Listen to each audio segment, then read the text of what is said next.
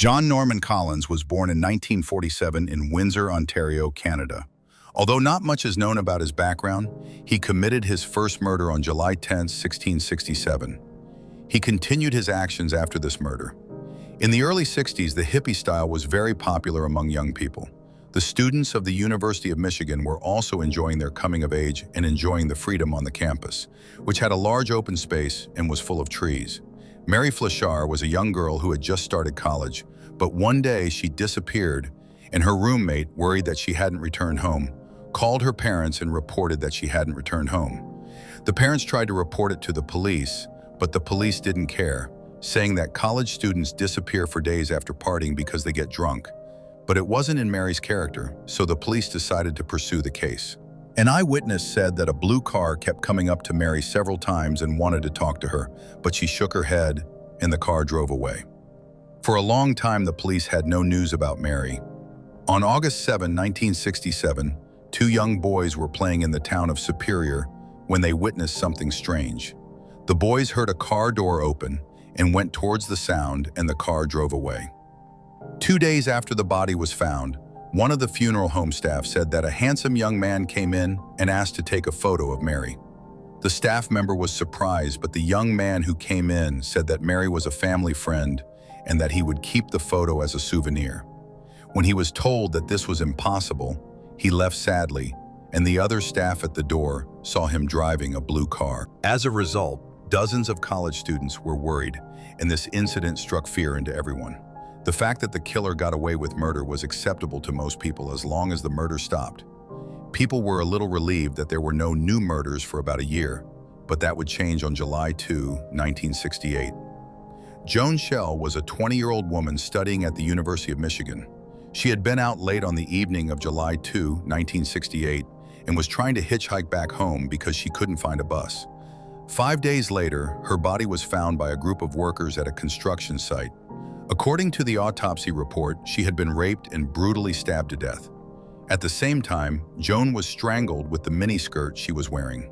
The police had no clues, so they offered a reward of $8,000 to find the killer. While the investigation continued, everyone wanted to find out who the killer was. One of Joan's friends had seen the car she was riding in while hitchhiking and reported it to the police.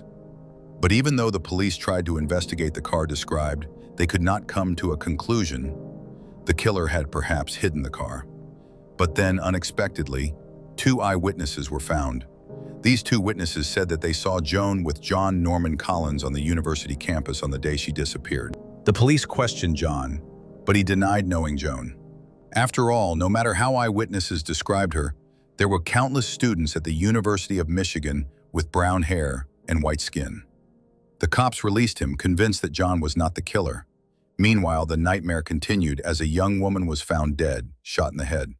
The body of Jane Mixer, a 23-year-old law student at the University of Michigan, was found in a cemetery, but not dismembered like the previous victims. At first, the cops didn't realize that the killer wasn't someone different.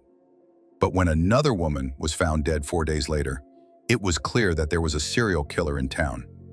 The new victim found near where Joan Schell's body was found was a 16-year-old girl named Marilyn Skelton. She had suffered severe blows to the head and body and had strained relations with her family. The victim was known to be a drug addict and dealer. Part of her shirt was stuffed down her windpipe, and she had probably been beaten with a leather belt. Worse, detectives found a tree branch about 20 centimeters inside the body. Now, the townspeople were focused on finding the killer. Every day, the maniac they were looking for moved unnoticed among the families and friends of his victims, and the police. The only question on their minds was who would be next. And that question was answered exactly 1 month later on April 15, 1969.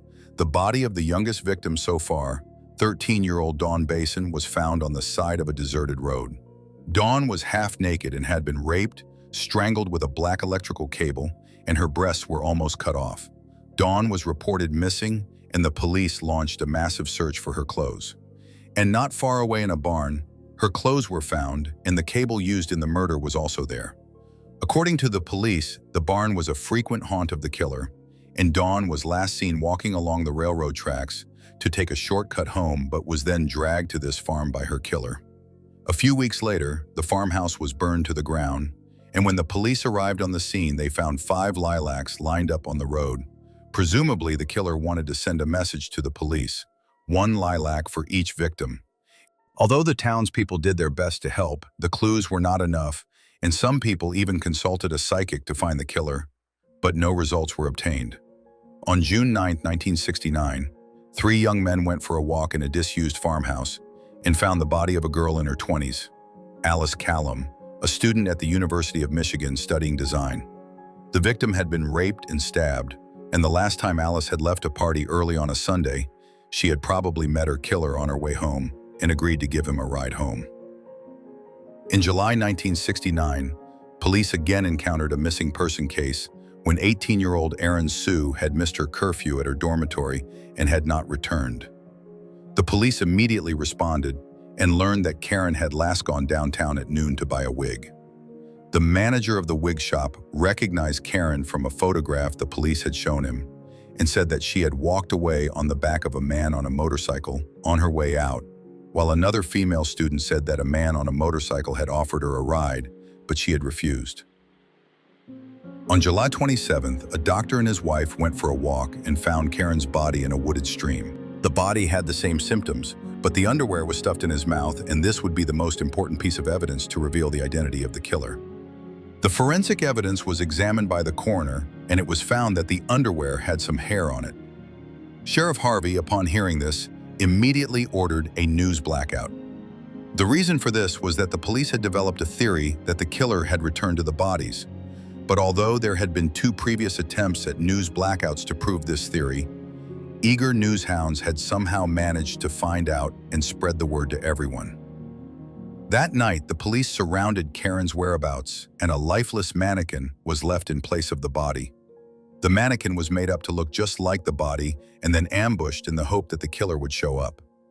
Shortly after midnight, one of the policemen saw a man running in the creek bed, but it was raining hard, so he couldn't see him. So he went to the radio to alert the other police officers, but the radio wasn't working because of the bad weather, and the killer was lucky to escape the police again. And the police had human hair in his underwear. After the incident, Larry Mathewson, one of the campus police officers, was obsessed with who the man on the motorcycle was, because he suspected Norman Collins, a college friend of his. Unable to suppress his suspicion any longer, he took a photograph of Norman to a wig shop where the woman told him it was the man on the motorcycle. Collins's uncle, David Leake, was a police officer with the rank of corporal, and he helped Collins and acted like a father to him. When David went on vacation with his family, John took care of his house and his dog. In July 1969, David came back from vacation, and when he went down to the basement of his house, he saw that there was a spray-painted black area on the floor, and he was disturbed by this, and he was talking to his wife about it when the phone rang, and a policeman named Sergeant Chris Walter asked to speak to him, and he said to him that your nephew Collins is the prime suspect in these mixed murders. David was shocked and couldn't believe it, so he hid it from his wife and went down to the basement of the house at night and scraped off some of the paint.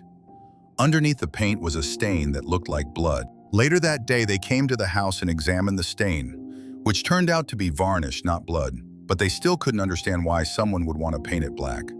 While they were pondering this, one of the employees noticed something interesting: human hair clippings. David said that his wife shaved the children. Here, and when he told David about the evidence on his underwear, he was shocked when the officers took a sample and also noticed 9 stains in the basement, which were found to be human blood. After that, the captain and David searched John's house and told him that he was the prime suspect, and as they detailed the evidence against him, John burst into tears as the officers waited for a confession. John quickly came to and denied knowing Karen and was then arrested. A search of John's room found no evidence of the murders. John's roommate Arnold told the police that he had a bag full of women's clothes in the house, but that he had removed the box. Arnold also mentioned that John had been shoplifting. The prosecution's evidence was based on the hair and blood in the basement. The hair on his underwear matched the hair in the basement, and a neighbor testified that there were muffled noises coming from the basement. During the trial, John pleaded not guilty, but on August 19, 1970, the jury unanimously found him guilty and sentenced him to life in prison with hard labor for at least 20 years. Today, at the age of 77, the Michigan killer continues to serve his sentence, still claiming that he did not know Karen and that he did not kill anyone.